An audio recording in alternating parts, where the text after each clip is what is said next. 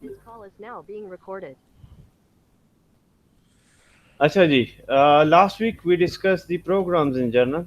Today we're gonna discuss two, three topics that we left over last week. One was counters or delay. Why we need them? What is their importance? And इससे क्या काम हो जाते हैं? If you remember last week when we had to transfer a block of data from one location to another, उसके लिए counting ज़रूरी थी. So आप एक को counting के लिए लगा देते हैं, one of them as a memory pointer, दूसरा as a source or destination pointer, and you need a counter to count the number of instances that happens actually. So counters are pretty important. Counting हम किस तरह करते हैं? What we do, हम किसी एक register में जो है वैल्यू डाल देते हैं and then when we process a particular activity once, what we do is कि हम उसका काउंट डिक्रीमेंट करते हैं, then we repeat. So counting is important especially when you are repeating a particular activity, if you are kind of doing the same thing again and again. इसी तरह delay, why we need delay? Delay is for synchronization. देखें fundamentally when you don't go towards automation, आपको physical word को automate करना होता है, manual processes को. So the fundamental three things that you will need: one is how to receive data from outside, second is how to send the data back to the outside, and third is time. Mean आपने different processes करने हैं तो उसके लिए time ज़रूरी है, इसलिए कि आप एक्टिविटीज़ को ऑन ऑफ करते रहते हैं. जिस तरह कि आपने मशीनरीज ऑन ऑफ करनी है, मशीनरीज को एक को ऑन करना है 2 से 4 बजे तक, दूसरे को 3 से 5 तक ऑन करना है, तो उसके लिए timing is a very important, play very important role. You need to give sense of time to the device. ये टाइमिंग सेंस किस चीज़ से करता है? ये यूजुअली जो आपका क्लॉक सोर्स है उससे करता है. नॉर्मली एक साइकिल को हम रेफर करते हैं using the term called T state. आपने उसका नाम सुना होगा. सो हर एक इंस्ट्रक्शन जो हम एग्जीक्यूट करते हैं, take a number of T states, and that's how we calculate the time that's actually being taken by a particular instruction. So counter में first thing you can do counting using a single register, you can do is using a register pair. So अगर आप simple register में करते हैं, so what we do is you guys are with me, right? Hello? Yes, yes sir. Sir, yes आपके साथ ही है. Okay, good, good. So single register में हम initial value डालते हैं, and फिर when we perform some particular activity, उसके end में we decrement that number and then we check out whether it is zero or not, and then we go back. So इसमें conditional jump चाहिए होता है, एक आपको register चाहिए होता है, और एक decrement का instruction. ये तीन important चीज़ें हैं that you need for counting. This is the simple way of explanation. So you initialize the value, then you perform some activity. इस case में let's say display a number or something. Then you update the count, mean decrement it, and then check out whether it's done. There are in fact two ways. या तो आप zero से start करें और एक target value के साथ जो है इसको इंक्रीमेंट करते जाएं, और टारगेट वैल्यू के साथ यहाँ पे कंपेयर करें कि आपका उतना काम कंप्लीट हो गया या नहीं. You repeat the process. Or you can initialize it to the maximum value and you decrement it every time, and then you check only zero. So these are the two possibilities that Excuse you. me, sir. जी please. Sir ये एमन ने आपको join की request भेजी है sir, उसको and कर लें क्लास में. I can't because she's not joining in using her email ID UT. Okay sir, let me inform her. Okay.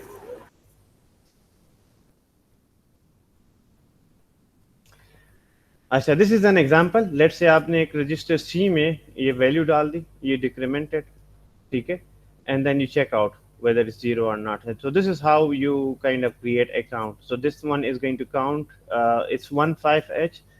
15H is usually equivalent to 21 decimal, ठीक है, because 10 is 16 and plus 5 that is 21.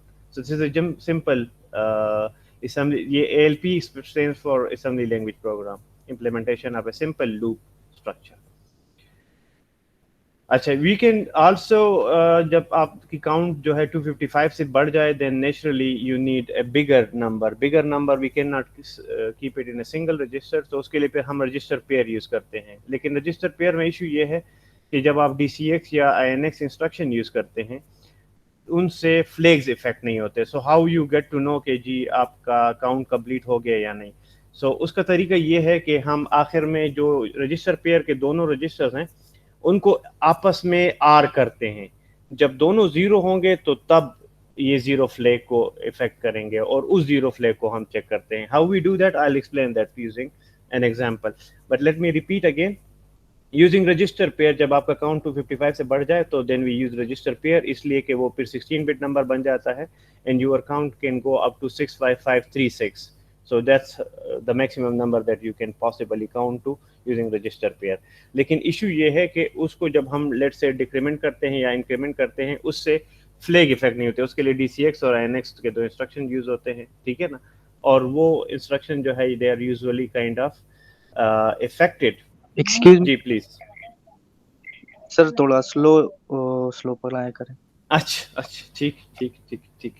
Okay, सो जब आपका count 255 से बढ़ जाए so then you can no longer use a single register, जिस तरह हमने यहाँ पे यूज किया. One register can not hold a value more than 255, ठीक है. तो अगर आपका काउंट 255 से आगे जाता है तो उसके लिए रजिस्टर पेयर यूज करना पड़ेगा. रजिस्टर पेयर में फंडामेंटल इशू ये है कि उसके लिए जो DCX और INX इंस्ट्रक्शन यूज होते हैं उससे किसी फ्लैग पे फर्क नहीं पड़ता. तो अगर आपका नंबर जीरो हो जाए तो आप उसको डिटेक्ट नहीं कर सकते, ठीक है. जिस तरह के यहाँ पे हम जंप नॉट जीरो का इंस्ट्रक्शन यूज करते हैं to detect if the zero flag is affected when the value of C become zero. DCX से वो जीरो नहीं होता. तो उसका तरीका ये है कि आपके दोनों रजिस्टर जो है रजिस्टर पेयर में, जैसे कि BC है या DE है या HL है, उन दोनों रजिस्टर्स को हम आपस में R कर लेते हैं. जब R करते हैं, जब तक दोनों की वैल्यू जीरो नहीं हो जाती आपका जीरो फ्लैग जो है वो 1 नहीं होगा. सो उससे हम फ्लैग को डिटेक्ट करते हैं. Let me explain through example. Let's say ये एक केस है, हमने ये वैल्यू डाल दी रजिस्टर BC में, ठीक है. फिर हम DCX B करते हैं, ठीक है. C की वैल्यू एक्यूमुलेटर में हमने डाल दी और R किया इसको B के साथ. ये एक्चुअली हम BC को आपस में R कर रहे हैं, लेकिन डायरेक्टली हम किसी दो रजिस्टर्स की वैल्यू को R नहीं कर सकते. तो उनमें से एक वैल्यू हमें एक्यूमुलेटर में डालनी पड़ेगी और फिर उन दोनों को R करना पड़ेगा. ये तो आप सबको पता है कि हम जितने भी अरिथमेटिक और लॉजिक ऑपरेशंस हैं उनमें से एक रजिस्टर हमेशा एक्यूमुलेटर होता है, दूसरा रजिस्टर कोई भी हो सकता है या कोई दूसरी वैल्यू भी हो सकती है, ठीक है. फिर हम एक्चुअली B और C को आपस में R करते हैं. तो अगर जीरो फ्लैग इफेक्ट हुआ, ठीक है, जब दोनों की वैल्यू जीरो होगी, जब तक वो नहीं होती it will keep on repeating forever. So this is a simple example where we transfer a 16-bit data to register BC, फिर DCX B से as a whole 16-bit number हम decrement करते हैं. Since इससे डायरेक्टली जीरो फ्लैग इफेक्ट नहीं होता तो हमें क्या करना पड़ता है, रजिस्टर C की वैल्यू हम A में डालते हैं और फिर B और A को आपस में R करते हैं. जब दोनों की वैल्यू जीरो हो तो तब जीरो होगा, ठीक है. जब दोनों की वैल्यू जीरो हो तो R का रिजल्ट क्या होगा, आपका जीरो फ्लैग 1 हो जाएगा और ये लूप स्टॉप हो जाएगा. Is it clear? Yes, sir. Good. Yes, sir. अच्छा, नेक्स्ट इज डिले. नॉर्मली आप कोई इंस्ट्रक्शन रीड करते हैं उसमें भी टाइम लगता है, इंस्ट्रक्शन एग्जीक्यूट करते हैं उसमें भी टाइम लगता है, ठीक है ना. इन तमाम एक्टिविटीज़ में टाइम लगता है. तो अगर आपने किसी particular amount of delay generate करना है, you have to keep this thing in mind कि जी आप जब इंस्ट्रक्शन रीड करते हैं उस पर कितना टाइम लगता है, उस इंस्ट्रक्शन के एग्जीक्यूशन में कितना टाइम लगता है, आपकी क्लॉक फ्रिक्वेंसी क्या है जो सप्लाई से आ रही है. ये सारी चीज़ें हेल्प करती है आपको कैलकुलेशन में कि आपके इंस्ट्रक्शंस के अल्टीमेटली कितना डिले जनरेट हो रहा है, ठीक है. अच्छा, अब डिले नॉर्मली हम कैलकुलेट किस तरह करते हैं. आप तमाम इंस्ट्रक्शंस काउंट करते हैं कि जितने इंस्ट्रक्शंस आपके हैं और कोई इंस्ट्रक्शन कितनी मरतबा रिपीट हुआ है. रिपीट भी बहुत इंपॉर्टेंट चीज़ है. जैसे इस प्रोग्राम में ये दो इंस्ट्रक्शंस इतनी मरतबा रिपीट होंगे. इनफैक्ट ये DCX भी, ये वाला फर्स्ट इंस्ट्रक्शन एक मरतबा एग्जीक्यूट होता है, लेकिन ये वाले इंस्ट्रक्शन जो है ना इतने टाइम रिपीट होते हैं. सो आपका प्रोग्राम जब आप उसका टाइम कैलकुलेट करते हैं उसमें ज़रूरी ये है कि आप ये चेक करें कि कौन सा इंस्ट्रक्शन कितने टाइम रिपीट होता है, ठीक है, और ये कितना टाइम लेता है एज एन इंडिविजुअल इंस्ट्रक्शन, ठीक है ना. सो उसके बेस पे हम सारी कैलकुलेशन करते हैं. और उसको फिर हम फ्रीक्वेंसी पे डिवाइड करके उससे हमारे पास ओवरऑल डिले आ जाता है। ठीक है, we'll be doing it in through a number of examples, तो उसको अल्टीमेटली आपको समझ आएगा जाएगा। लेट्स से ये एक केस है, पर्टिकुलर केस है, आपके पास एक इंस्ट्रक्शन है MVI C, FFH। ये इंस्ट्रक्शन जो है 7T स्टेट्स लेता है। 7T स्टेट्स का क्या मतलब है? 7 साइकिल्स, एक T स्टेट, एक टाइम पीरियड, एक साइकिल। ठीक है, लेट्स से अगर आपकी माइक्रो प्रोसेसर की फ्रीक्वेंसी है 1 मेगाहर्ट्ज, तो एक T स्टेट होगा 1 over 1 megahertz, which is 1 microsecond. ठीक है, so if take 7T states, it means it takes 7 microseconds. Next DCR-C, अब ये इंस्ट्रक्शन बजाते खुद 4T स्टेट लेता है। ठीक है ना, कितने? 4। फिर जंप नॉट जीरो लूप, ये जब जंप करता है तो 10T स्टेट लेता है, लेकिन जब जंप नहीं करता तो 7T स्टेट लेता है। ये FF is a maximum number which is 255। ठीक है, ये वाला पहला वाला इंस्ट्रक्शन एक मरतबा रिपीट होगा, ये वाला इंस्ट्रक्शन 256 टाइम रिपीट होगा, इसलिए कि ये 255 से काउंटिंग डिक्रीमेंट शुरू करेगा, 254, 253, 251, जब 0 तक आएगा तो उस वक्त तक ये डिक्रीमेंट करता जाएगा। ठीक है, ये जंप कितनी मरतबा होगा? जंप 255 मरतबा होगा। किस तरह? ये 255 मरतबा इसकी वैल्यू जो है नॉन जीरो होगी तो ये जंप करता जाएगा। लास्ट में जब इसकी वैल्यू जीरो हो जाती है तो ये जंप नहीं करता, उसमें ये 70 स्टेट लेता है। तो अगर आपने टोटल कैलकुलेट करना हो कितना डिले है, तो it will be 70 plus 4T into this number plus 10T into this number minus 1 plus 70। अगले नेक्स्ट स्लाइड में एक्सप्लेन करते हैं ये कैलकुलेशन हमने किस तरह की है।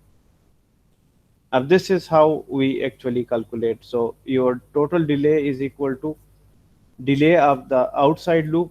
Outside loop mean ये वाली values, ठीक है, and delay of the loop, loop के अंदर जो values है, loop के अंदर values को आपने ultimately n से multiply करना होता है, that shows कितनी मरतबा ये repeat हुआ है।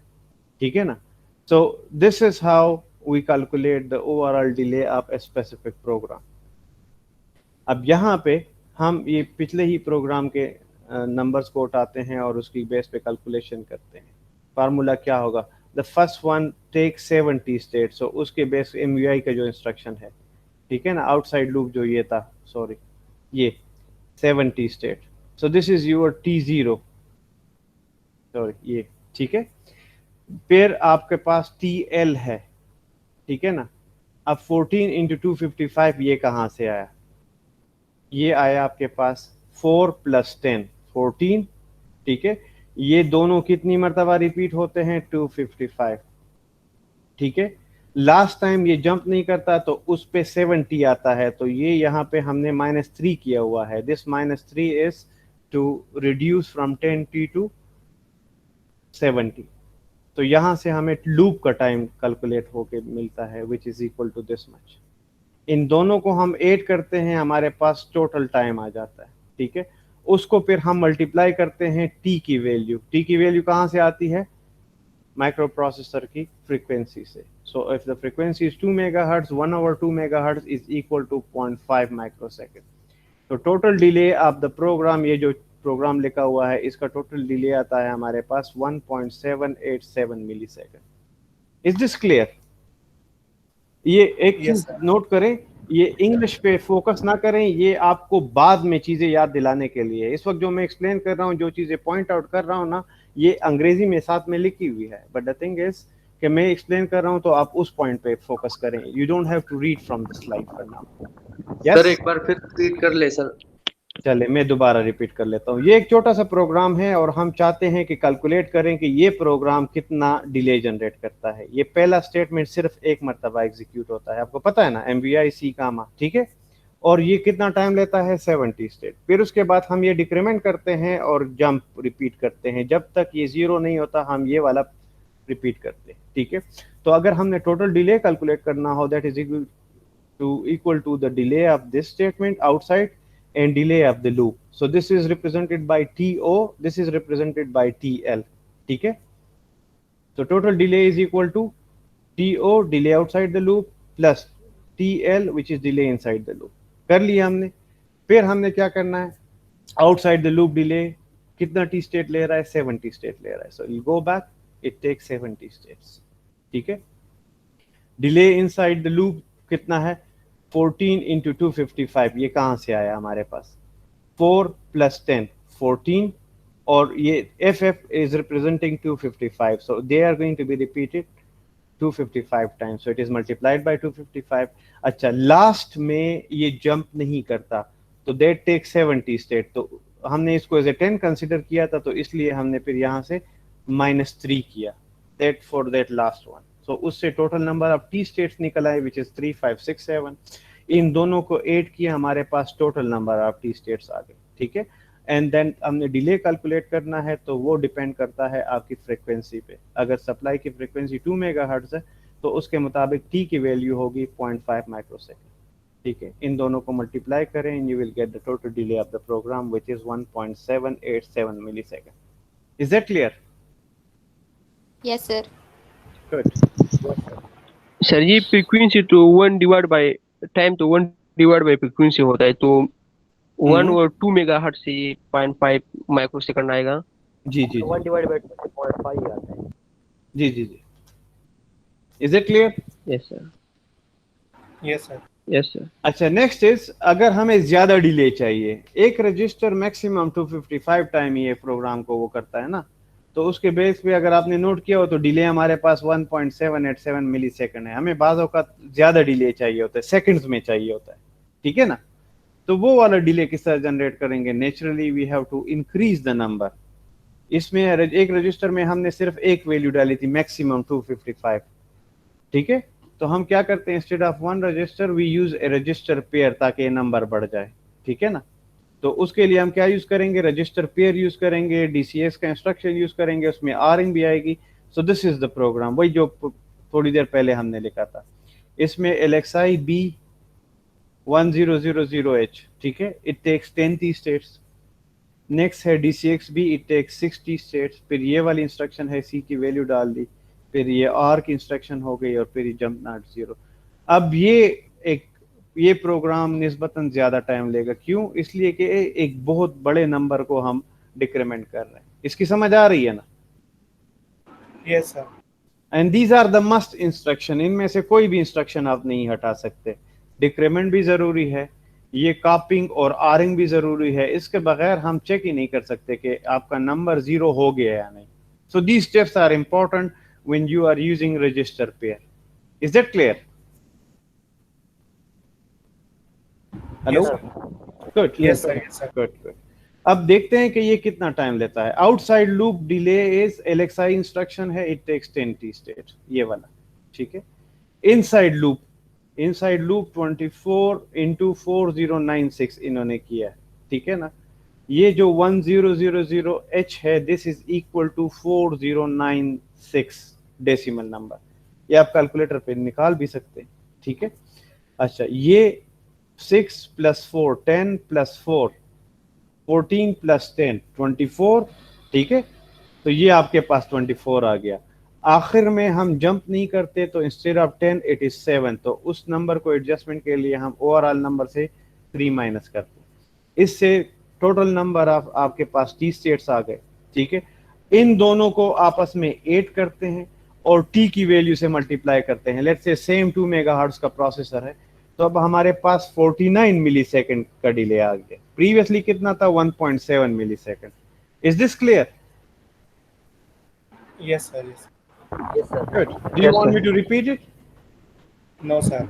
Good. सर -3 की समझ नहीं आ रही सर। किसकी? -3। देखें, ये वाला इंस्ट्रक्शन कंप्लीटली एग्जीक्यूट होता है, उसका 60 स्टेट है, ये इतनी मर्तबा ही रिपीट होगा, ये भी इतनी मर्तबा रिपीट होगा, ये भी इतनी मर्तबा रिपीट होगा। ये आखिरी वाला जो है, ये इससे एक मर्तबा कम जो है जंप करेगा, और आखिर में जंप नहीं करता। आखिर मर्तबा एग्जीक्यूट तो होता है लेकिन जंप नहीं करता। तो लास्ट स्टेटमेंट में ये 10 की जगह पे 70 स्टेट लेता है, ठीक है ना। तो ये 3 कम लेता है, तो ये 3 हमने इसलिए माइनस किया है कि आखिरी वाला जो है वो 7 है, 10 नहीं। Yes sir, thank you sir. उसको हमने 10 लिया था ना ओवरऑल फार्मूले में, तो ये जी। सिर्फ सर- उसको खत्म करने के लिए 3 है। सर ये लास्ट में सर हमने 0.5 मिलीसेकंड मल्टीप्लाई क्यों किया है ये टी डिले में? असल में एक टी स्टेट आपका एक टाइम पीरियड होता है, वो टाइम पीरियड जो है वो कहाँ से निकालते हैं आप? Supply frequency. तो अभी हमने फ्रीक्वेंसी क्या ली थी? 2 मेगाहर्ट्ज। तो 2 मेगाहर्ट्ज के मुताबिक टाइम पीरियड क्या आएगा? 0.5 मिली सेकंड ही आएगा ना, या नहीं? ठीक है माइक्रो सर। या माइक्रो सेकंड आएगा? यहाँ पे ये गलती हुई है, this is micro second actually, this is not M, it has to be micro. ठीक है, यस सर, यस सर। ये करेक्शन आप अपने साथ कर लीजिएगा। Thank you. आगे चले। Yes sir. गुड। अच्छा, next is nested loop. Mean ये भी एक तरीका है कि आप डिले को बढ़ा दें। ये जनरली क्या मैकेनिज्म है इसका? देखें, वो जो प्रोग्राम था जो कि 1.87 जनरेट कर रहा था, ये वाला 1.78 मिलीसेकंड का डिले जनरेट कर रहा था, अगर मैं इसी प्रोग्राम को 100 मरतबा रिपीट करूंगा तो ये डिले बढ़ नहीं जाएगा? ठीक है ना? ये सर बढ़ जाएगा। हाँ, तो नेस्टेड लूप स्ट्रक्चर क्या करता है कि आपके पास गिवन एक प्रोग्राम है, ये उस प्रोग्राम को उतनी मर्तबा डिले करता है। This is called nested loop structure. ये आप लोग पढ़ चुके हैं, by the way, I am just repeating it. तो अगर ये वाला प्रोग्राम लेट से 1 सेकंड का डिले जनरेट कर रहा है, ये एक्सटर्नल लूप 10 मरतबा रिपीट हो तो ये 10 सेकंड का डिले जनरेट करेगा। ठीक है, सो ये भी एक तरीका है कि आप अपना डिले बढ़ा दें। एक ही रजिस्टर से इस केस में काम कर सकते हैं, तो या तो रजिस्टर पेयर यूज करें और या एक ही रजिस्टर से डिले जनरेट करें, उसको फिर एक खास नंबर ऑफ टाइम्स रिपीट करें, you will have more delay. Is that clear? Yes sir. Yes sir. ठीक है, अब इस पे भी एक एग्जांपल देखते हैं। Let's say this is an example. वही प्रोग्राम उठाया हमने, ठीक है, DCR, ये एक लूप है, ठीक है ना? ये वही पुराना प्रोग्राम है जो कि 1.87 मिलीसेकंड का डिले जनरेट कर रहा था। हमने एक एक्सटर्नल लूप डाल दी, रजिस्टर B में ये वैल्यू डाल दी 16, ठीक है, और फिर जब ये कंप्लीट होता है उसके बाद इसको डिक्रीमेंट किया, फिर रिपीट किया। अब देखते हैं कि इससे हमारा डिले और कितना बढ़ गया। ठीक है ना? So let's calculate that. अच्छा, first TO1 is this statement. ये कितना टाइम ले रहा है? 70 स्टेट। ये सिर्फ एक ही मर्तबा रिपीट होता है। अच्छा, इन्होंने ये थोड़ा सा मिक्सअप किया हुआ है। इन्होंने इंटरनल लूप की पहले कैलकुलेशन की है, लूप 1 की, और फिर लूप 2 में गए। ठीक है ना? So let's follow the way it's done in the slides. TO1 MVIC की जो इंस्ट्रक्शन है ये वाली, ठीक है, ये कितना टाइम ले रहा है? फिर TL1, ये जो लूप वाइज हमने प्रीवियसली कैलकुलेट की थी, उसकी कैलकुलेशन आ गई आपके पास कितने टी स्टेट ले रहा है। ठीक है, तो टोटल टी लूप 1 इसने कैलकुलेट किया कि यहां से लेकर 1 2 3 ये इंस्ट्रक्शन कितना टाइम ले रही है। ये ले रही है 3 5 7 4 टी स्टेट्स। ठीक है, अब आगे जाते हैं। आउटर लूप ये वाली है, this one and these 2 statements. ठीक है, अब इसमें ये वाला कितनी मरतबा रिपीट होता है? एक मरतबा, 70 स्टेट्स। फिर TL1 जो है हमारा, अब ये चीज जरा आपने गौर करनी है, ये जो वैल्यूज है ये सारी जो है एक ही लूप में कंसिडर होती है। तो ये इंटरनल लूप कितना टाइम ले रहा है? सॉरी, ये ले रहा है 3 5 7 4। अच्छा, इसके अलावा ये 2 स्टेटमेंट कितना टाइम ले रही है? 4 + 10 14। तो 4 + 10 14 + 3 5 7 4, ये दोनों ऐड होते हैं। ठीक है, and then they are repeated 16 times. ये 16 कहां से आया? 16 जो है हमारे पास यहां से आया, this number, this is 10H is actually 16। ठीक है, ये इंटरनल लूप 3 5 7 4 टाइम रिपीट होती है, फिर 4 टाइम ये रिपीट होती है, प्लस 10 ये। तो ये सारे अभी ऐड हो रहे हैं यहाँ पे। 16 × 14 + 3 5 7 4, अगेन -3। लास्ट टाइम ये जंप नहीं करता, ठीक है, and we got this much number of T states. ठीक है, अब this number of T states को जो है ultimately we added the 70 state of final when it doesn't jump, and then we calculated the final delay from it by multiplying it with the value of t। तकरीबन 28.7 millisecond का delay इसने generate किया। ठीक है, अब ये number कहाँ से आए आप सिंपल भी कैलकुलेट कर सकते हैं। लेट्स से आपका प्रीवियस डिले था 1.87 मिलीसेकंड का, उसको आपने 16 टाइम्स रिपीट किया तो 16 से मल्टीप्लाई करें, ये वाला यही नंबर आपके पास आएगा। Is this clear or shall I repeat it again? Yes, sir. Let me repeat again. Sir इस वाला repeat Let me repeat again. ये पूरा प्रोग्राम है, ठीक है। अब एक चीज ध्यान में रखें, ये वाला प्रोग्राम इंटरनली इसमें ये वाली इंस्ट्रक्शन और ये वाली इंस्ट्रक्शन ये इतने टाइम रिपीट होती है, 16 time. This one and this one, ये जो इंटरनल है ये वाली, ये कितने टाइम रिपीट होती है? ये रिपीट होती है दिस मल्टीप्लाइड बाय दिस। ठीक है ना। लेट्स से अगर ये 255 टाइम रिपीट होती है तो वो 255 फर्दर फिर 16 टाइम रिपीट होता है। ठीक है, सो ओवरऑल आपका ये स्टेटमेंट, ये वाली दो स्टेटमेंट सबसे ज्यादा रिपीट होती है। हमने क्या किया, हमने सबसे पहले ये इंटरनल लूप के number of T states calculate किए, जो कि हमारे पास यहाँ पे आए 3574 फर्स्ट लूप, सॉरी ये है 3567। ठीक है, ये हमने फर्स्ट लूप की number of T states calculate कर दी। ठीक है, अच्छा फिर हमने क्या किया, फिर उसके साथ ये 8 किए, ये 8 किया और उसको मल्टीप्लाई किया बाय दिस 16, 14 प्लस 3574 उसको मल्टीप्लाई किया बाय 16। ठीक है, ये बार बार रिपीट होता है 16 टाइम, लास्ट टाइम में जंप नहीं करता तो उसके लिए -3 करके हमारे पास ये नंबर आ गया। ठीक है, and then what we did is that वो जो last time वो नहीं करता, that number is added to it, so we'll get the final t state and we multiply it with 0.5 microsecond, which is the time period value, so we got the final delay generated by this program. Is this clear? Yes, sir. Yes sir. Sir मेरा sir एक question है sir, ये T state जो होता है मतलब ये किस बेस पे एक्वायर होता है? DCRX के लिए जो है वो 6 स्टेट्स लेता है, 6 टी स्टेट्स लेता है, ठीक है, लेकिन DCR के लिए वो ये 4 स्टेट्स ले रहा है कि कितने? ये प्रोसेसर के आर्किटेक्चर पे डिपेंड करता है कि उसके अंदर जो है ये सारे इंस्ट्रक्शंस किस तरह प्री प्रोग्राम्ड है।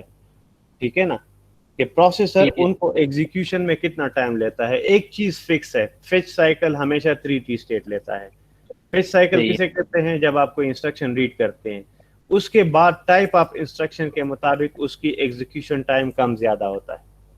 यस सर, मतलब कि हर एक इंस्ट्रक्शन के लिए उसके जो टी स्टेट्स है वो फिक्स है पहले से? हाँ हाँ, पहले से फिक्स है, वो हम नहीं चेंज कर सकते, बिल्ट इन है। Thank you.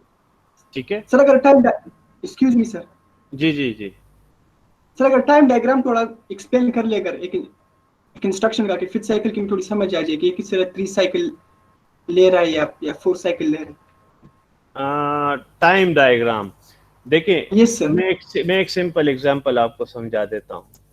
लेट्स से आपका इंस्ट्रक्शन है मूव AB। ठीक है, hello, yes sir, yes sir. ये मूव AB इंस्ट्रक्शन आपका पड़ा हुआ है मेमोरी में। ठीक है, यस सर। जब आपका प्रोसेसर स्टार्ट होता है, सबसे पहले प्रोसेसर जो है वो एड्रेस इशू करता है फर्स्ट टी स्टेट में, उसमें आप डीमल्टीप्लेक्सिंग करते हैं, एली इंस्ट्रक्शन आपके पास होता है तो एड्रेस को आप डेटा से आइसोलेट करते हैं। सेकंड टी स्टेट में क्या होता है कि आपका इंस्ट्रक्शन रजिस्टर का इनपुट इनेबल हो जाता है और जो टारगेट मेमोरी जहाँ पे इंस्ट्रक्शन पड़ा हुआ था उसका आउटपुट इनेबल हो जाता है। सेकंड टी स्टेट में इंस्ट्रक्शन आपका इंस्ट्रक्शन रजिस्टर में आ जाता है। 2 टी स्टेट्स हो गए। ये तमाम इंस्ट्रक्शन में यही होता है, चाहे अभी तक हमें ये नहीं पता कि इंस्ट्रक्शन मेमोरी में क्या लिखा हुआ है। ठीक है, लेकिन प्रोग्राम काउंटर का एड्रेस अवेलेबल हो गया, उस एड्रेस को हमने डीमल्टीप्लेक्स किया, उस टारगेट एड्रेस से हमने जो भी इंस्ट्रक्शन लिखा हुआ है, हमें नहीं पता कि उसमें क्या लिखा हुआ है, उसको इंस्ट्रक्शन रजिस्टर में ट्रांसफर किया। 2 टी स्टेट हो गए। नेक्स्ट में क्या होता है, थर्ड टी स्टेट में इंस्ट्रक्शन रजिस्टर का आउटपुट इनेबल हो जाता है, तो उसका आउटपुट जो है इंस्ट्रक्शन डिकोडर में चला जाता है, जो उसको डिकोड करके कंट्रोल एंड टाइमिंग यूनिट को दे देता है। इन 3 टी स्टेट्स को कहते हैं फेच साइकिल। जब तक ये instruction control and timing unit के पास नहीं जाता, उसको नहीं पता होता कि इंस्ट्रक्शन में करना क्या है। तो आपका इंस्ट्रक्शन इन आउट हो, MVI हो, LXI हो, मूव हो, एड हो, कोई भी इंस्ट्रक्शन हो, इस वक्त तक पता नहीं चलता, ठीक है। और उस पे 3 टी स्टेट लगते हैं कि आप इंस्ट्रक्शन रीड कर रहे हैं। यहाँ तक समझ आ गई या नहीं? Yes sir, yes sir. अच्छा, इसके बाद नेक्स्ट है इंस्ट्रक्शन आपको क्या था, मूव AB। इसका मतलब है कि B की वैल्यू एक्यूमुलेटर में ट्रांसफर कर दो। तो कंट्रोल एंड टाइमिंग यूनिट क्या करता है, B का आउटपुट और A का इनपुट इनेबल कर देता है। सो B से डेटा A में आ जाता है और 4 टी स्टेट्स में आपका प्रोग्राम, आपका इंस्ट्रक्शन एग्जीक्यूट हो जाता है। तो मूव AB हमेशा 4 टी स्टेट लेता है, इसलिए कि 3 में वो इंस्ट्रक्शन रीड करता है, 1 में वो B से A में डेटा ट्रांसफर कर देता है। अब समझ आ गई? Yes sir. Yes sir. इसी तरह ये बाकी इंस्ट्रक्शन इसी तरह काम करते हैं, ठीक है। Yes sir. तो एक Yes, sir. मुताबिक उसके टी स्टेट्स कम ज्यादा होते हैं। अच्छा, आप डिले को किस तरह इंक्रीज कर सकते हैं? तो ये कह रहा है कि आप अगर NOP के कुछ इंस्ट्रक्शंस इसमें डाल दें, ठीक है ना। तो ये यहाँ पे अगर आप NOP डाल दें तो आपके डिले बढ़ जाएगा। नो ऑपरेशन और कोई काम नहीं करते तो it will only generate delay. तो जितना आप डालते जाएंगे इतनी इसकी वैल्यू बढ़ती जाएगी। जितना इनर लूप में डालेंगे उतना उसका इम्पैक्ट ज्यादा होगा। Is that clear? No sir. Sir ji, no sir, देखें, ये है ना, ये सबसे इंटरनल लूप है। अगर मैं यहाँ पे NOP डालूंगा ना तो ये इससे भी मल्टीप्लाई होगा और एक्सटर्नल नंबर से मल्टीप्लाई होगा, तो इसका इम्पैक्ट सबसे ज्यादा होगा। सो नो ऑपरेशन अगर आप डालते हैं ना तो उसका प्रोग्राम पे और कोई इम्पैक्ट नहीं होता, लेकिन आपका डिले बढ़ा देता है। तो हम डिले बढ़ा NOP यूज कर सकते हैं। सर ये NOP मतलब एक टी स्टेट नहीं लेता सर? 4 टी स्टेट लेता है, लेकिन अगर आप उस NOP को 250 मरतबा रिपीट करेंगे तो ये कितने टी स्टेट लेगा? 1000। ठीक है ना। तो जितना आप उसको रिपीट करते जाएंगे उतना उसको वो डिले बढ़ता जाएगा। अभी तो डिले जो है ना वो हमारे साथ जो 6 डिले का था 10 हाँ। तो आराम से कर लेते हैं, कर सकते हैं। वहाँ से जितना बड़ा नंबर लिखोगे उतना ही बड़ा। हाँ, जितना वो रजिस्टर में आप नंबर बढ़ाते जाओगे उतना बढ़ता जाएगा। लेकिन एक खास नंबर के बाद अगर उसमें नंबर बढ़ाने से भी नहीं होता तो फिर आप उसके अंदर NOP इंस्ट्रक्शन डालो, ठीक है। दूसरा, हमने नेस्टेड लूप में अगर आपने नोट किया एक रजिस्टर यूज किया, अगर यहाँ पे हम 2 रजिस्टर वाला प्रोग्राम डाल दे तो डिले और भी बढ़ जाएगा। रजिस्टर पेयर भी यूज कर सकते हैं, ठीक है ना, लूप के अंदर। सर जी, हमने सेप 2 में पढ़ा था कि NOP जो है ना प्रोग्राम की डिले को कम करने के लिए इस्तेमाल होता है, और यहाँ पर ज्यादा कर। ये कहाँ पे आपने लिखा हो पढ़ा है? ये जरा मुझे प्लीज नेक्स्ट क्लास में शो कर दीजिएगा। सर जी, सेप 2 में जब 2 टाइमिंग स्टेट एक्स्ट्रा होती है तो फिर NOP जो है नो ऑपरेशन, उसके लिए हम लोग एक R एक्सक्लूसिव R गेट लगाए हुआ था आखिरी सेप 2 के लास्ट में। बिल्कुल है, आप ले आए ना, जरा नेक्स्ट टाइम उसकी तस्वीर लेके जरा मुझे दिखा दे। इसलिए कि NOP तो मैंने आप लोग को एक्सप्लेन किया था कि NOP क्या करता है। NOP इस तरह होता है कि 3 टी स्टेट में प्रोग्राम रीडिंग होती है और 1 टी स्टेट में पता चलता है कि कुछ नहीं करना, तो 4 टी स्टेट तो उसकी वजह से ज़ाया हो जाते हैं। अब ये कम किस तरह करता है ये वाला आपने मुझे बताना है नेक्स्ट क्लास में, ठीक है? Yes sir, yes. ठीक है ना। अच्छा, आगे चलते हैं। अच्छा, अब लेट से एक छोटा सा प्रोग्राम की तरफ चलते हैं कि अगर हमने 4 सेकंड का डिले जनरेट करना हो और हमारे पास जो क्रिस्टल ऑसिलेटर है जो फ्रीक्वेंसी सप्लाई से आ रही है वो 5 मेगाहर्ट्ज की, ठीक है। यूजुअली क्रिस्टल जो लगा होता है उसके फौरन बाद प्रोसेसर के अंदर जो है फ्लिप फ्लॉप लगा होता है जो उसकी फ्रीक्वेंसी को डिवाइड करता है।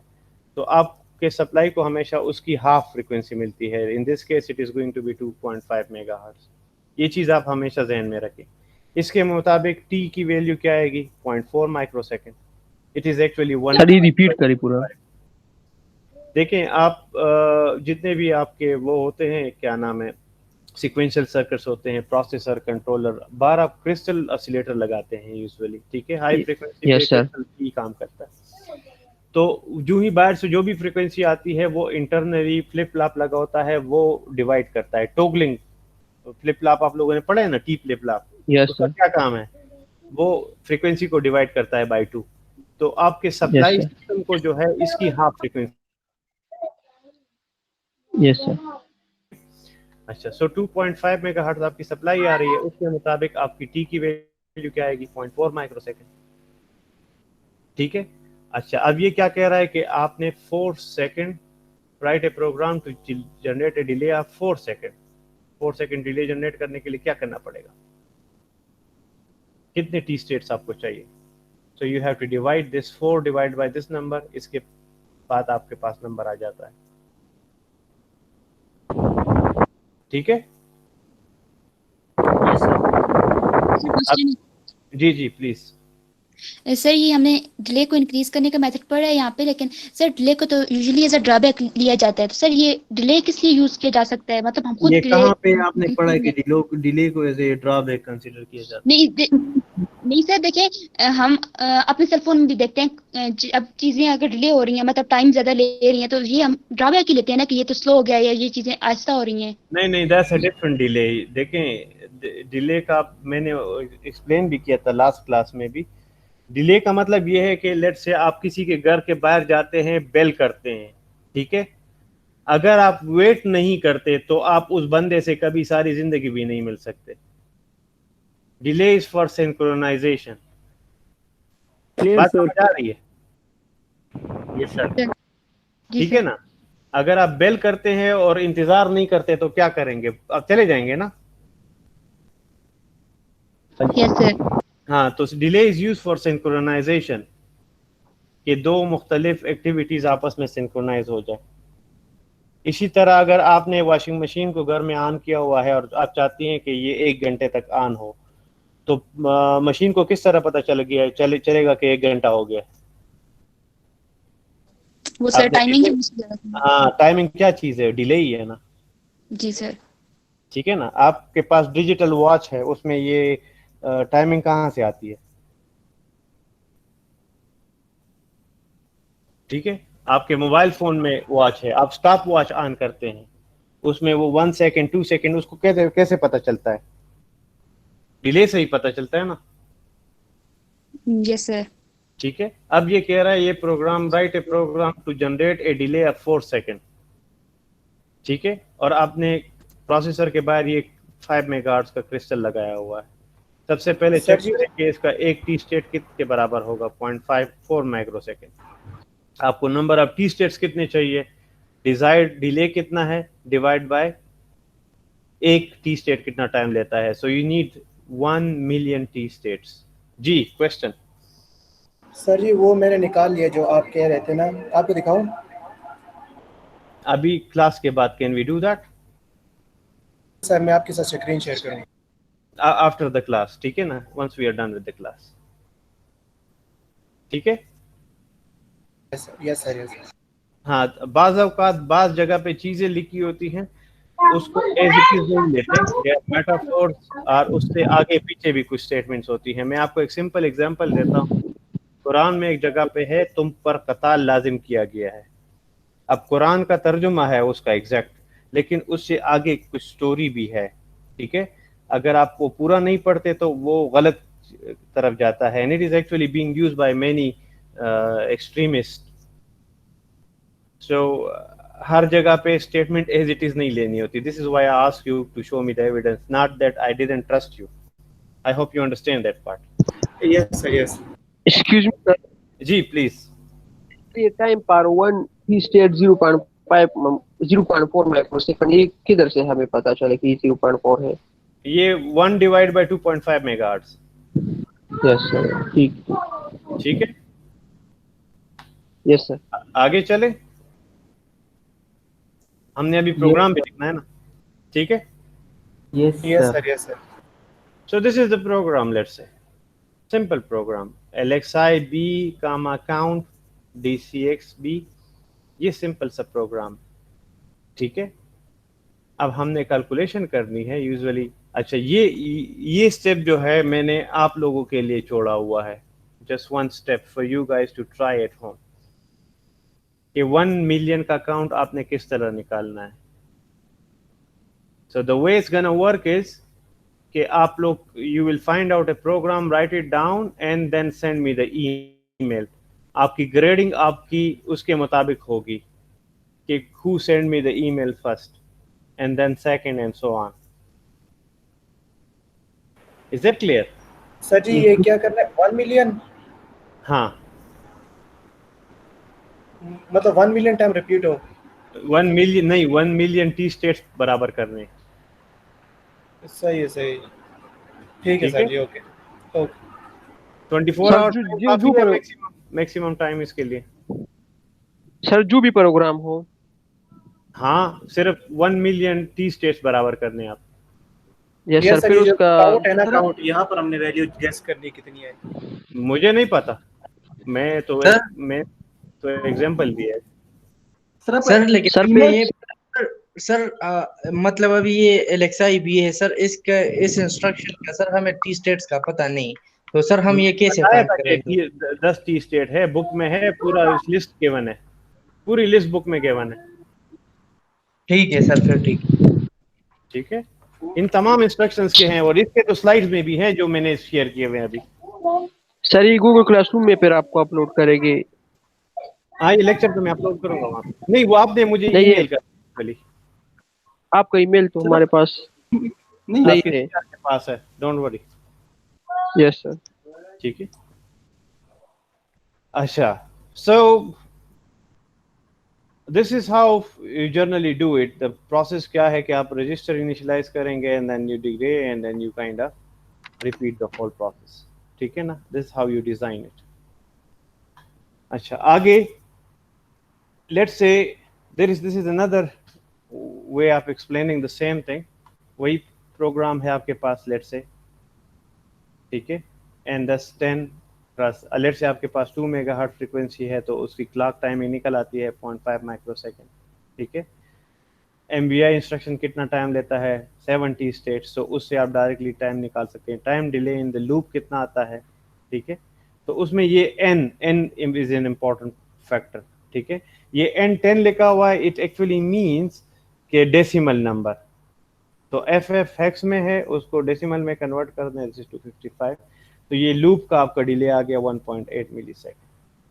ठीक है, and then since the last one is not repeated, so ये जो 3 स्टेट का टाइम है वो निकाल के which comes out to be 1.5, so you ultimately get 1.7, इसको मिली में करते हैं तो 1.783 मिलीसेकंड आ जाता है। This is the total delay by this program. ठीक है, with comments and everything.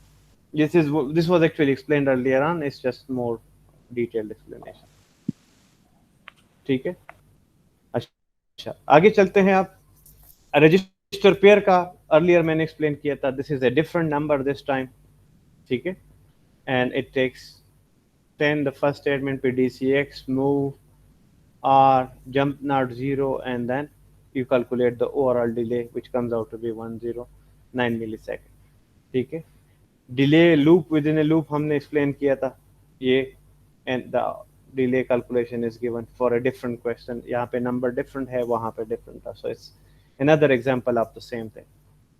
ठीक है, this is explaining this loop with in A loop architecture के एक्चुअली होता क्या है। The same programme kind of repeated again in here with different numbers, just to give you some practice. ठीक है, अच्छा, this is another interesting example. You can also generate your own pulse waveform. Pulse waveform समझते हैं ना? Square wave. Hello? Yes sir. Yes sir, आपके साथ ये Pulse waveform में ये है कि आप पहले 1 भिजवाएं, फिर 0 भिजवाएं, फिर 1 भिजवाएं, फिर 0 भिजवाएं। ठीक है ना? So you can generate that. So let's say मैंने रजिस्टर D में वैल्यू डाल दी AAH। AAH तो आपको पता है 10101010 नंबर है। ठीक है ना? उसकी वैल्यू हमने कम्युलेटर में डाल दी, फिर हम उसको रोटेट करते हैं, ठीक है। रोटेट करेंगे तो जाहिर बात है 1 bit will go to the first location and then दोबारा उसको डी में डाल दिया, then we AND it to isolate 1 bit and we send it out, ठीक है। And then we start with the count, ठीक है। This is for delay. हमने काउंट डाल दिया, हमने 500 microsecond. Do you know 500 microsecond means what exactly? अगर आपके पास 1 मेगाहर्ट्ज का प्रोसेसर हो, इट मींस 500 टी स्टेट्स के बराबर है। सो उसकी काउंट की वैल्यू डाल के you can generate the delay and then you repeat the whole process. तो ये एक मरतबा 1 भिजवाएगा, फिर 0 भिजवाएगा, फिर 1 भिजवाएगा, फिर 0 भिजवाएगा। बिकॉज रिपीट होता है तो पहले 0 जाएगा, फिर 1 जाएगा। हम एक बिट को आइसोलेट करते हैं यूजिंग ANI ऑपरेशन, उसको आउटपुट पे भिजवाते हैं और फिर पूरा प्रोसेस रिपीट करते हैं।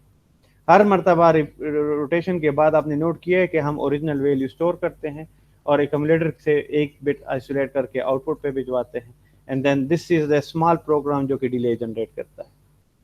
तो एक वैल्यू हमने भिजवा दी, फिर डिले जनरेट किया, फिर हमने पहले 1 भिजवाया, डिले जनरेट किया, फिर 0 भिजवाया, फिर डिले जनरेट किया, and we repeated the whole process. So this is just simple program for your practice how to use delay. ये आप लोगों ने different frequency generator electronics lab में देखे हुए हैं ना? हेलो?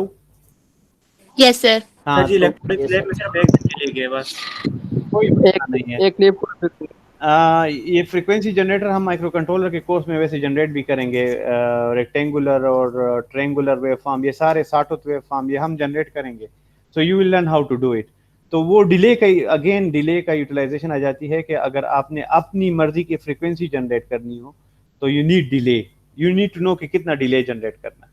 तो ये वाला जो है स्क्वायर वेव फॉर्म जनरेट करता है, जिसको पल्स वेव फॉर्म भी कहते हैं, ठीक है। Square wave form, you guys know what is square wave form, right? Yes sir, 0 1 0। Good good. अच्छा, नेक्स्ट चीज आ जाती है स्टेक मेमोरी। स्टेक मेमोरी की हमने प्रीवियसली डिस्कशन की थी, थोड़ा सा फर्दर डिस्कस करते हैं स्टेक मेमोरी क्या चीज है। नॉर्मली आपका जो रैम होती है उसमें एक specific block of memory is actually declared as stack memory, ठीक है।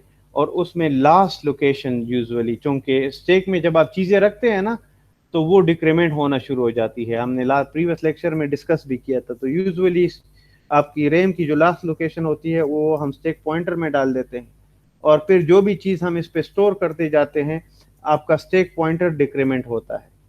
अच्छा, इसका तरीका क्या है ये? It works on the principle of last in first out, LIFO पे, ठीक है ना। लास्ट इन फर्स्ट आउट, इसको एग्जांपल से फर्दर डिस्कस करते हैं। लेकिन जर्नली स्टेक मेमोरी में एक चीज है कि स्टेक मेमोरी हमेशा रैम होती है, वॉलेटाइल मेमोरी होती है। आप सिस्टम रिस्टार्ट करते हैं, स्टेक मेमोरी गायब हो जाती है। अच्छा, इसमें इंपॉर्टेंट चीज क्या है कि आपने स्टेक पॉइंटर में यूजुअली, क्योंकि हमेशा डिक्रीमेंट होती है, तो लास्ट वाली लोकेशन जो है वो स्टेक पॉइंटर में डालनी होती है। ये यूजुअली प्रोग्राम के एंड में डालते हैं ताकि बाकी प्रोग्राम्स के साथ मिक्स ना हो। तो सबसे इंपॉर्टेंट चीज ये है कि आप स्टेक पॉइंटर में ये लास्ट वैल्यू डाल लें, ठीक है। अच्छा, द थिंग इज, बाद लोग ये कहते हैं कि हमें कैसे पता चलेगा कि हम कौन सी मेमोरी स्टेक मेमोरी है। ये आप खुद एलोकेट करते हैं। ये जिस तरह आपके पास नोटबुक होती है, नोटबुक के आखिरी कुछ पेजेस पे आप लिख देते हैं रफ वर्क, ठीक है, उस पे कुछ टाइटल दे देते हैं, तो वो वाले पेजेस सिर्फ उसी काम के लिए यूज होते हैं। यहाँ पे रैम की जो लास्ट लोकेशंस है that is use for stack memory, लेकिन आप स्टेक पॉइंटर पे जो वैल्यू डालते हैं उससे पता चलता है। अच्छा, स्टेक पे चीजें स्टोर करने के लिए हम कौन से इंस्ट्रक्शन यूज होते हैं? 2 इंस्ट्रक्शन यूज होते हैं, एक पुश और एक पॉप। तो पुश जो है 2 बाइट स्टोर करवाता है, पॉप जो है वो उसको रिट्रीव करता है, ठीक है। इसकी एक एग्जांपल मैं देता हूं। जिस तरह आप लिखते हैं पुश बी, तो ये क्या करेगा? बी और सी की वैल्यू स्टोर कर देगा। पहले बी की वैल्यू, ठीक है, और फिर C की वैल्यू स्टोर करें। So your stack pointer will reach this point by storing these 2 bytes. Is this clear? Yes sir. So these are the steps. पहले stack pointer decrement होता है, फिर contents of register B is stored, then further stack pointer is decremented and contents of register C is stored. तो BC की value आपकी stack memory में store हो जाती है, ठीक है, यूजिंग पुश B इंस्ट्रक्शन। इसी तरह पॉप इंस्ट्रक्शन है, पॉप क्या करता है, it retrieve the data from the memory location. तो ये क्या करेगा, ये मेमोरी से डेटा जो है रजिस्टर D और E में ट्रांसफर कर देगा। सबसे पहले क्या करेगा, copy the contents from memory location pointed by stack pointer to register E। पहले E की वैल्यू कॉपी करेगा, फिर स्टैक पॉइंटर इंक्रीमेंट करेगा, फिर नेक्स्ट वैल्यू D में कॉपी करेगा, फिर स्टैक पॉइंटर इंक्रीमेंट करेगा। So it is exactly opposite of push. Push में क्या करते हैं, हम वैल्यूज मेमोरी में स्टोर करते हैं और स्टैक पॉइंटर आपका डिक्रीमेंट होता है। पॉप में क्या करते हैं, हम वैल्यूज रजिस्टर में ट्रांसफर करते हैं मेमोरी से और आपका स्टैक पॉइंटर इंक्रीमेंट होता है। Is this clear? Yes sir. Yes sir. Good. अच्छा, ये this is the same English that I just said in Urdu, so just give you the idea of how it works, ठीक है। ये चीज याद रखें, जिसको आपने लास्ट पुश किया हो उसको पहले पॉप करना है, अदरवाइज ये उल्टा हो जाएगा। अगर आपके पास बाज़ औक़ात प्रोग्राम हो exchange the value of B, C and D, E, normally HL को आप D के साथ यूजिंग एक्सचेंज इंस्ट्रक्शन कर लेते हैं, लेकिन अगर BC को D के साथ करना हो तो उसका तरीका ये है कि पुश B और पॉप, मतलब ये इंस्ट्रक्शंस आपने उल्टे लिखने हैं फिर, ठीक है ना। तो ये इनकी वैल्यूज को आपस में इंटरचेंज कर देते हैं। पहले push B, yes sir. D, यहाँ पे भी अगर मैं ये पुश B पहले कर दूं तो D की वैल्यू B में चली जाएगी और BC की वैल्यू D में चली जाएगी। यस सर, एक्सचेंज हो गए। प्रॉपर्ली नहीं लिखते तो इनकी वैल्यूज आपस में इंटरचेंज हो जाएगी। Is that clear? Hello? Yes sir. Good. अच्छा, एक और चीज है PSW, program status word. Normally आपका एकम्युलेटर और फ्लैग रजिस्टर जो है, इनको as a whole combined pair जो है PSW कहा जाता है, ठीक है। Remember, using push and pop are the only method through which you can modify the contents of flag register, otherwise किसी दूसरे इंस्ट्रक्शन से आप इनको डायरेक्टली एक्सेस नहीं कर सकते, ठीक है। So how we do that, let me see if I have, this is let's say an example. अगर हमने लेट्स से ये रजिस्टर में यूजुअली इनकी ये लोकेशंस होती हैं, ये मेरे ख्याल में बुक में है, ठीक है। तो हम क्या करते हैं, स्टैक पॉइंटर में वैल्यू डाल दी पुश PSW, तो PSW की जो वैल्यू है एकम्युलेटर और फ्लैग रजिस्टर की हमने मेमोरी पे स्टोर कर दी। फिर पॉप H से क्या हो जाएगा कि जो PSW की वैल्यू है वो L में चली जाती है और जो एकम्युलेटर की वैल्यू है वो H में चली जाती है। क्योंकि PSW फ्लैग रजिस्टर की वैल्यू L में होती है, उसको हम एकम्युलेटर में डाल देते हैं। देन वी कैन आइसोलेट और modify any bits inside it. हमने इसको एंड किया तो we are actually masking the rest of the bit, और सिर्फ एक पर्टिकुलर बिट जो कि 0 है, 6 बिट, इसको हमने 0 करना था, रीसेट करना था, तो वहां पे हमने 0 लिख दिया। बाकी तमाम पॉइंट्स को हमने 1 किया, इससे BF बन गया। इसको एंड किया तो ये क्या करेगा, ये Z फ्लैग को 0 कर देगा। फिर वो वैल्यू एक्युमुलेटर से हमने L में डाल दी, एंड व्हेन वी से push H, it is actually stored onto the stack memory, and pop PSW back will return the value back to the flag register. So this is a method of how to modify. अगर आपको कहा जाए कि reset all flag, तो आपको पता है क्या करना है, आपने L में 0 डालना है, ठीक है। मतलब सिर्फ L में यहाँ से ये 3 स्टेटमेंट है ना, they are good enough। आपने L में 0 डालना है, पुश H लिखना है और pop PSW लिखना है, आपके सारे फ्लैग 0 हो जाएंगे। This is the only method to do it. जी, is this clear? No sir, ये रिपीट करें। देखिए, अगर आपने फ्लैग्स की वैल्यू मॉडिफाई करनी है ना, तो दिस इज द मेथड। लेकिन अगर आपने डायरेक्टली तमाम फ्लैग्स को सिर्फ 0 करना है ना, तो ये ऊपर वाले स्टेटमेंट्स भूल जाएं। यहाँ पे सिर्फ L में आपने 0 डाल देना है, पुश H लिखना है और पॉप PSW। ये क्या कर देगा, L की वैल्यू जो है वो जो 0 होगी वो इन तमाम फ्लैग्स को ट्रांसफर कर देगा, इन सबको रीसेट कर देगा। अगर आपने तमाम फ्लैग्स को सेट करना हो तो क्या करेंगे, यहाँ पे L में FF डाल दें। तो जब आप पुश H और पॉप PSW करेंगे, it will kind of set all the flags. ये ऊपर वाला प्रोग्राम फिर भूल जाए। ये मैं सिर्फ एक्सप्लेन कर रहा हूँ कि किस तरह आप फ्लैग्स के कंटेंट्स को चेंज कर सकते हैं। सर L में कैसे डालेंगे सर जी? MVI L, FF नहीं? सही है जी। Anyone else? हेलो? क्लियर है सर। Good good. अच्छा, नेक्स्ट चीज है सब रूटीन। आपके पर्टिकुलर प्रोग्राम में कुछ 2 or more than instruction if they keep on repeating again and again, तो हम क्या करते हैं, उन इंस्ट्रक्शंस को साइड पे लिख देते हैं, उसको एक लेबल लिख दे देते हैं और उसके आखिर में लिख देते हैं return. So we can every time we need them we can just say call that and it will go there, perform that activity and come back. ये एफिशिएंट प्रोग्रामिंग के लिए होता है, ठीक है ना। आपके पूरे प्रोग्राम में अगर कहीं पे भी कुछ इंस्ट्रक्शंस बार बार रिपीट हो रहे हो, आप वहां से उनको उठाएं, साइड पे लिखें, ठीक है। पहले इंस्ट्रक्शन के साथ लेबल लगाएं और जब सारे इंस्ट्रक्शन खत्म हो जाए उसके आखिर में लिखे रिटर्न। मेन प्रोग्राम में जहां से ये आपने हटाए थे वहां पे सिंपल लिखे कॉल और वो लेबल बताएं, तो it will take you there, perform the activity and come back. Is this clear enough?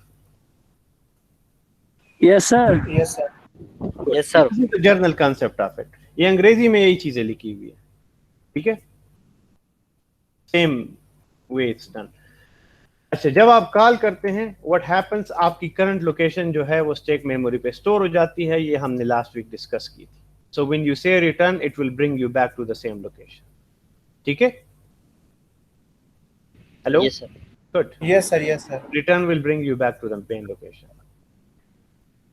अच्छा, कुछ चीजें जहन में रखें कि आपने स्टैक पॉइंटर की वैल्यू को नहीं मॉडिफाई करनी इन बिटवीन, ठीक है ना। These are a few caution.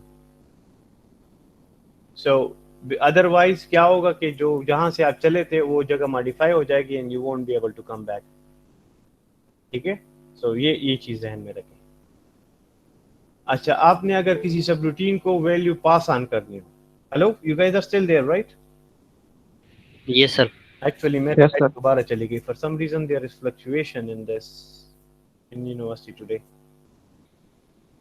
Okay, so अगर आपने कुछ वैल्यूज भिजवानी है तो नॉर्मली आप सी या सी प्लस प्लस में आपको याद हो तो आप वो ब्रैकेट्स के अंदर वो वैल्यूज लिख देते हैं, इसी तरह ही होता है ना। Yes sir. यहाँ पे आपने इस तरह करना होगा कि अगर आपने कोई वैल्यू भिजवानी है तो उसको स्पेसिफाइड रजिस्टर में डाल देंगे, HL या DE में। तो जब आप फंक्शन को कॉल करेंगे उसको पहले से पता होगा कि आपकी वैल्यूज वहां पे पड़ी हुई है and then you can use it from there, ठीक है।